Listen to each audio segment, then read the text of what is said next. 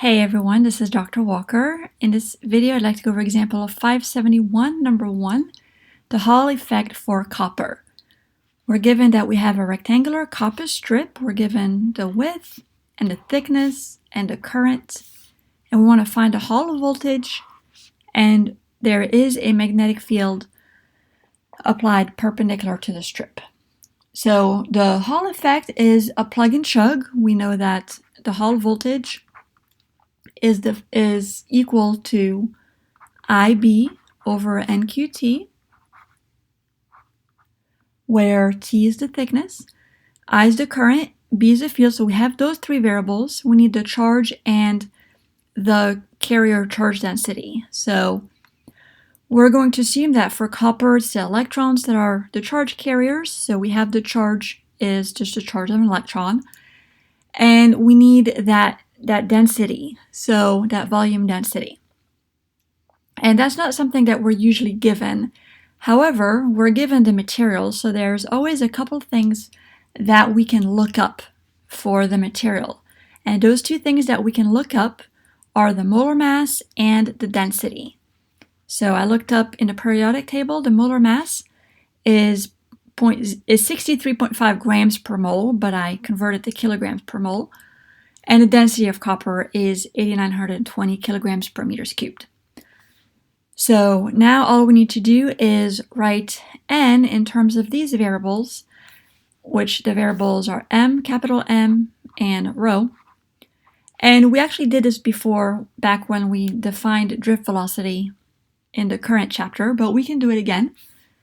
So N is going to be equal to the number of charges, the number of atoms per mole, right? But we have one electron per atom, so the number of charges per mole divided by the volume of a mole.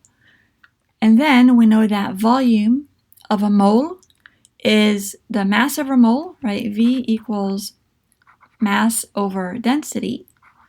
So we're going to put the rho on top and the M at the bottom for make that volume substitution. So the volume of a mole is a molar mass, which we have, and the density, which we have. So those are the substitutions that we need to make, and then it's a plug and chug from here. We're going to have the Hall voltage is going to be equal to I, B, and then the M is going to be on top, since we're dividing by N, divided by NA, rho, Q, and T. That's going to be the Hall voltage, and we can go ahead and plug in everything. So the current is 5 amps, magnetic field is 1.2 teslas, molar mass is 0.0635 kilograms per mole, and then Avogadro's number, right, it's the atoms per mole, but we're saying one charge per atom, and that is going to be 6.02 times 10 to the 23rd. Over 1 over mole is the unit for that, and then the density is going to be 8920 kilograms per meters cubed.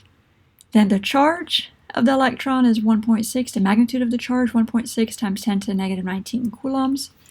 And then the thickness is given as 0.1 centimeters, which is 0.001 meters. So once we plug in all of those numbers, we get a Hall voltage of 4.4 times 10 to the negative 7, or 0.44 times 10 to the negative 6, which is microvolts.